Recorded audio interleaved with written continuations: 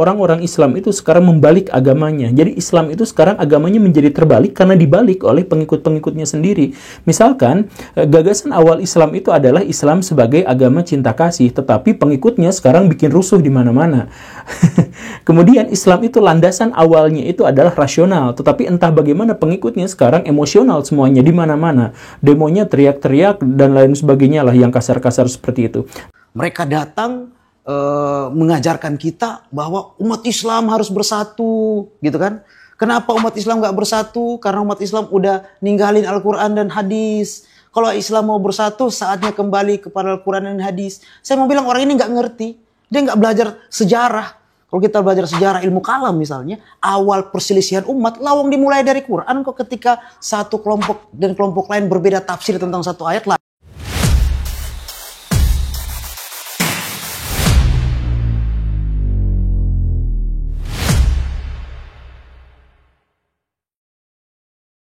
Perkenalkan, nama saya Anugrawati Nur Arsh. Nah, pada kesempatan kali ini kita akan membahas topik terkait dengan fenomena keberagaman di Indonesia.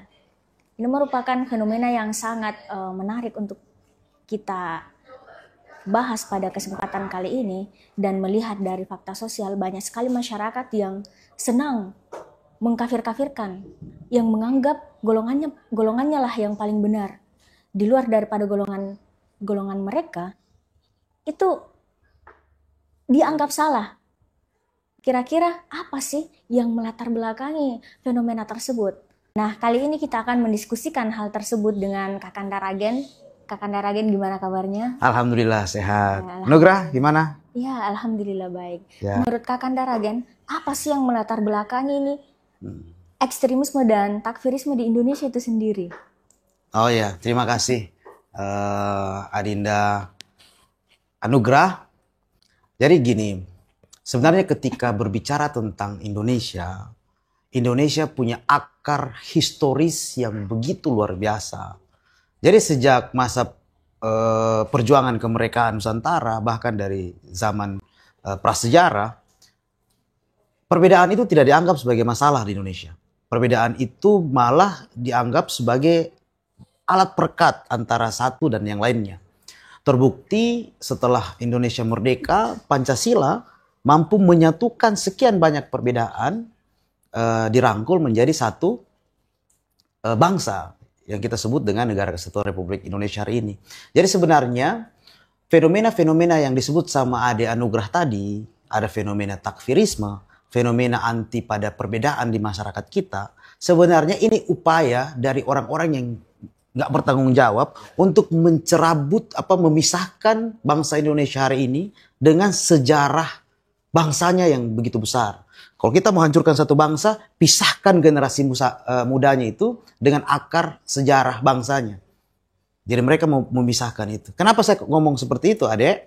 Karena ada fakta bahwa Indonesia yang dulu perbedaan tidak dianggap sebagai masalah, loh kenapa setelah 70-an tahun kita merdeka dianggap sebagai masalah? Namun kita kan pasti bertanya tadi, apa sih yang menyebabkan masyarakat kita seperti ini?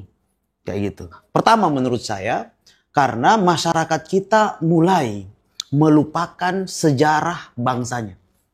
Bung Karno pernah mengatakan, jas merah kan, jangan pernah sekali-kali melupakan sejarah. Kenapa? Karena sejarah perjuangan bangsa kita yang dari Sabang sampai Merauke hari ini kita nikmati buah kemerdekaan, ini dilakukan bukan hanya oleh satu kelompok, satu suku, satu etnis, satu agama. Tapi semua elemen bangsa ini, dari semua elemen bangsa di Nusantara ini bersatu, bekerja sama, dan kemudian berjuang memerdekakan bangsa kita.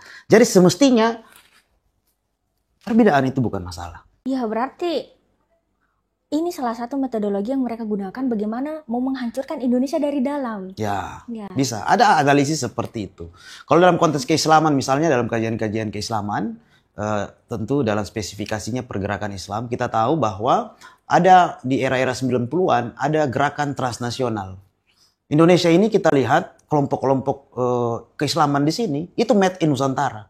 Muhammadiyah made in Nusantara. Nahdlatul Ulama made in Nusantara. Persis made in Nusantara. Syarikat Islam made in Nusantara. Dan itu aman-aman baik, aman-aman saja itu selama ini. Tapi ketika ada gerakan Islam transnasional yang tahun 90-an masuk, loh ini kok seolah, jadi organisasi transnasional yang saya maksud itu mereka yang punya ketersambungan organisasi lintas negara. Saya ambil contoh organisasi terlarang yang baru dibubarin pemerintah tuh kemarin. Gak perlu ya kita sebut namanya, Hizbut Tahrir, tapi gak usah kita sebut. Itu organisasi yang skopnya internasional. Mereka datang mengajarkan kita bahwa umat Islam harus bersatu, gitu kan? Kenapa umat Islam gak bersatu? Karena umat Islam udah ninggalin Al-Quran dan hadis. Kalau Islam mau bersatu, saatnya kembali kepada Al-Quran dan hadis. Saya mau bilang orang ini gak ngerti. Dia gak belajar sejarah. Kalau kita belajar sejarah ilmu kalam misalnya, awal perselisihan umat lawang dimulai dari Quran kok. Ketika satu kelompok dan kelompok lain berbeda tafsir tentang satu ayat, lahir satu firqah, dua firqah, tiga firqah. Jadi di sini kalau mau mempersatukan bukan kembali kepada Al-Quran dan Sunnah, lawang semua aliran dalam Islam jadikan itu sebagai landasannya, akan tetapi metodologi memahaminya itu loh yang kemudian kita samakan. Kurang lebih kayak gitu, Adik Nugrah. Mendengar penjelasan Kanaragan tadi, kira-kira bagaimana kita menanggapi hal tersebut? Ya, jadi kayak gini. Jadi tadi saya bilang, kalau kita melihat fenomena takfiri misalnya di masyarakat kita yang anti pada perbedaan ini, menurut saya karena ada gerakan sistematis dalam konteks keislaman ini, gerakan sistematis dari kelompok Islam transnasional yang hadir hari ini mendakwahkan misalnya gerakan anti akal dalam beragama. Jadi beragama itu nggak perlu pakai akal. Beragama itu cukup dengan kitabullah wa sunnati rasul. Cukup itu saja sebagai pedoman kita. Saya menganggap itu sebagai salah satu langkah penyebab misalnya kenapa terjadi perpecahan. Kenapa? Karena akhirnya umat Islam nggak mau pakai akal dalam beragama. Kita tahu Quran itu kan kitab hudal linnas, dia tuh petunjuk bagi seluruh umat manusia. Nah, untuk menjadikan Al-Quran sebagai hudal kita, sebagai petunjuk hidup kita, itu bisa kita lakukan jika kita gunakan akal. Gak bisa pakai yang lain. Oh, berarti basis awal yang mereka lakukan itu bagaimana mereka mematikan akal masyarakat Indonesia. Sehingga kesadarannya untuk beragamanya itu kurang. Karena apa? Karena ada doktrin sistematis. Seolah kita gunakan akal yang beragama itu sebuah dosa. Kayak gitu. Jadi memisahkan kelompok-kelompok Islam itu dengan semangat-semangat rasionalitas. Semangat-semangat keilmuan. Sehingga seolah-olah orang yang berakal itu, orang yang selalu mengedepankan akalnya itu akan dilabelkan menjadi kelompok sesat lah, kelompok liberal lah, kelompok ini dan itulah. Nah, menurut saya ini salah satu penyebab dari sekian banyak penyebab yang lain. Ini salah satunya aja. Yang kedua tadi yang saya sebut masyarakat kita dipisahkan dengan sejarah perjuangan bangsanya yang begitu besar. Yang dimana perbedaan itu tidak dianggap sebagai masalah. Ada salah satu hal menarik, Adik Anugrah, yang saya ingin sampaikan. Misalnya gini, ada gerakan atas nama agama yang mengatakan bahwa nasionalisme itu asobiyah. Cinta tanah air itu asobiyah. Asobiyah kita tahu itu diharamkan dalam Islam. Hal yang nggak benar, nggak baik dalam Islam. Nasionalisme itu disebut asobiyah. Asobiyah itu kan paham kurang lebih yang meyakini kelompok, suku, bangsanya lebih mulia, lebih baik dari negara atau bangsa yang lain. Suku yang lain. Akan tetapi kita tahu bahwa Hadratus Syekh Hasyim Asy'ari itu pernah mengatakan bahwa cinta tanah air itu bagian dari iman. Apalagi bahasa hubul waton minal iman. Dan dalam pengkajian saya, Adinda, saya temukan di dalam kitab Nahjul Balaghah, Sayyidina Ali pernah mengatakan amaratil baldani bihubbil autan. Bahwa negara-negara itu akan maju dengan cinta tanah air. Jadi spirit cinta tanah air itu datang dari sejarah atau datang dari doktrin ajaran Islam itu sendiri. Bukan asobiyah. Gitu. Apakah salah saya mencintai tanah di mana saya lahir? Air di mana dengannya saya bisa bertahan hidup. Mencintai tanah air saya kira bukan hanya bagian dari iman, tapi dia fondasi daripada keislaman itu sendiri, ajaran Islam itu sendiri. Ya, menurut kakak, apa sih dari beberapa alasan yang dijelaskan tadi, apa sih penyebab utamanya itu?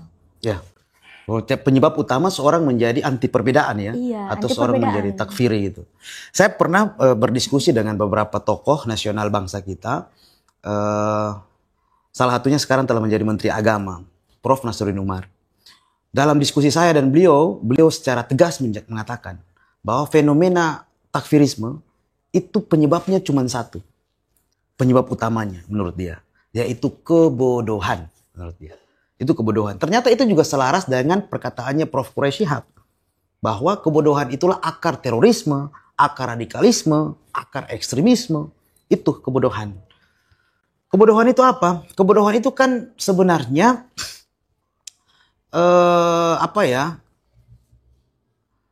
masih mengawang-awang, dia masih sangat luas itu maknanya kebodohan. Saya ingin kerucutkan menjadi hal yang lebih konkret.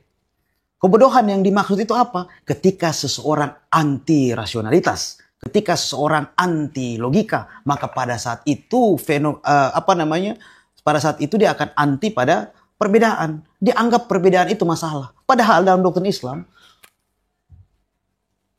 Allah menciptakan kita itu kan bersuku-suku tuh, berbangsa-bangsa. Supaya apa? Kita saling kenal mengenal. Itu bersuku-suku, berbangsa-bangsa. Di dalam suku, di dalam bangsa ada multi agama, ada multi bahasa. Artinya keragaman ini sebenarnya adalah kehendak Tuhan. Tuhan yang menghendaki keragaman. Menurut saya salah satu hikmah kenapa kita diciptakan berbeda, agar kita fastabiqul khairat. Agar kita berkompetisi dalam berbuat kebajikan. Bukan berkompetisi untuk memasukkan orang lain yang berbeda dengan kita ke dalam neraka. Saya kira itu salah satu hikmah. Kenapa kita harus menerima perbedaan. Anda misalnya adik anugerah bisa, karena perbedaan, adik anugerah bisa tahu mana teman, mana kekasih. Mana air, mana batu. Sehingga kita bisa makan atau minum air, tidak minum tanah misalnya. Karena ada perbedaan. Jadi perbedaan itu adalah sunnatullah menurut saya. Siapa yang anti perbedaan? Para ustadz itu yang anti, saya pakai tanda petik ya, tidak semua ustadz. Maksudnya ustadz yang mengharamkan penggunaan akal dalam beragama, kayak gitu. Dan itulah yang disebut kemirisan. Jadi salah satu tema yang penting kita bahas mungkin nanti di tempat lain pasca ini itu adalah Indonesia darurat pendakwah sebenarnya. Pendakwah yang mengajak kepada persatuan, yang mengesampingkan sekian banyak perbedaan. Mari kita berkompetisi untuk berbuat kebajikan.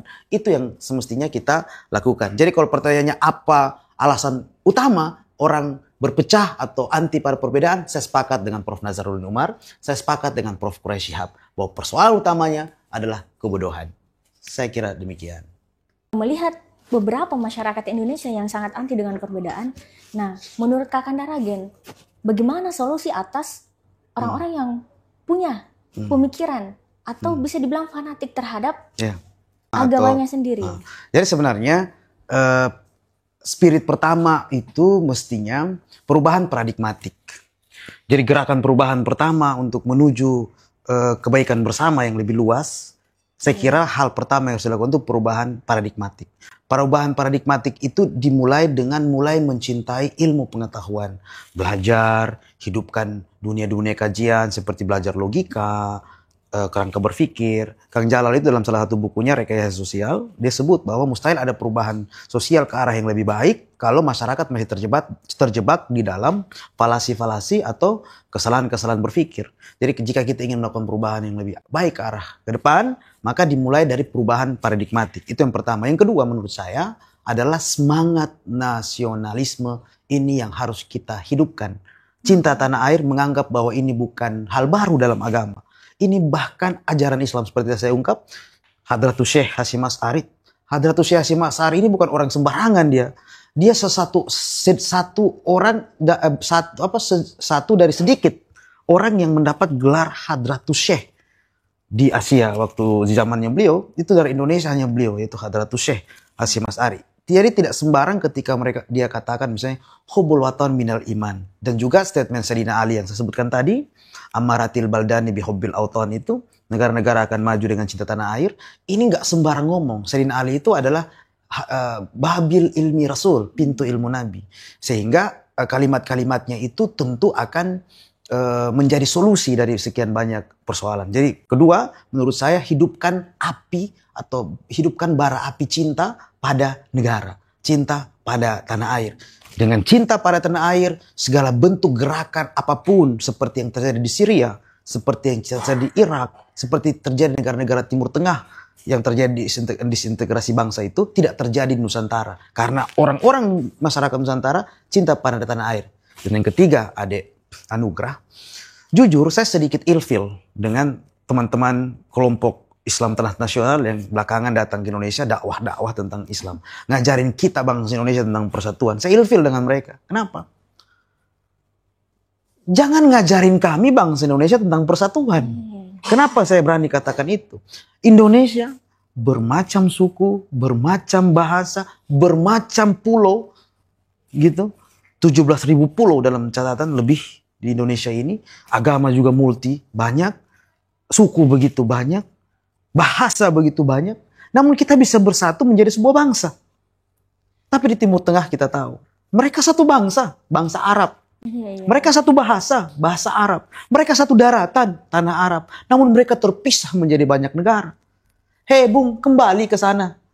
Ngajarin mereka di Arab sana untuk bersatu. Jangan ngajarin kita bangsa Indonesia untuk bersatu. Kita punya Pancasila yang telah terbukti kesaktiannya mampu menyatukan bangsa Indonesia. Oleh sebab itu menurut saya mari kita semua, para pendengar, kita gelorakan, kita hidupkan nyala api cinta kepada tanah air. Insya Allah ini ikhtiar kita untuk mempertahankan kesatuan negara Republik Indonesia agar tetap bersatu, berdaulat, adil dan makmur. Saya kira demikian, Adinda. Terima kasih Kak atas Ya, penjelasannya. sama-sama. Bagaimana kita menghadapi anti perbedaan di Indonesia, itu beberapa tadi yang dijelaskan merupakan langkah solutif bagi, kalau bisa dibilang anak muda sekarang ya. Anak muda sekarang bagaimana menghadapi orang yang anti terhadap perbedaan, orang-orang yang menganggap di luar daripada golongannya itu benar atau salah. Tidak benar. Betul. Atau salah. Mungkin ini saja ya Kak. Terima kasih banyak ya atas kesempatannya. Sama-sama deh. Ya. Assalamualaikum warahmatullahi wabarakatuh. Waalaikumsalam warahmatullahi wabarakatuh. Ya saudara dan teman-teman sekalian yang telah menyimak video ini, kita bersyukur karena bermunculan anak-anak muda cerdas Indonesia yang berani memberikan pencerahan kepada publik. Apa yang disampaikan oleh anak muda di dalam video ini, saya setuju bahwa di dalam beragama itu memang sangat dibutuhkan pikiran yang rasional, logis dan juga logika, karena kebanyakan dari teman-teman kita dari non Kristen sudah meyakini sepenuhnya isi kitab suci mereka, sehingga mereka benar-benar sudah terdoktrin secara mendalam untuk menjalankan ajaran mereka meskipun itu terbilang ekstrim. Kiranya video ini saudara bisa mencerahkan kita semua. Majulah terus anak-anak muda Indonesia. Kiranya bangsa kita semakin maju dengan kehadiran anak-anak cerdas yang berlogika dan rasional di dalam beragama. Demikianlah, Tuhan Yesus memberkati dan shalom untuk kita semua.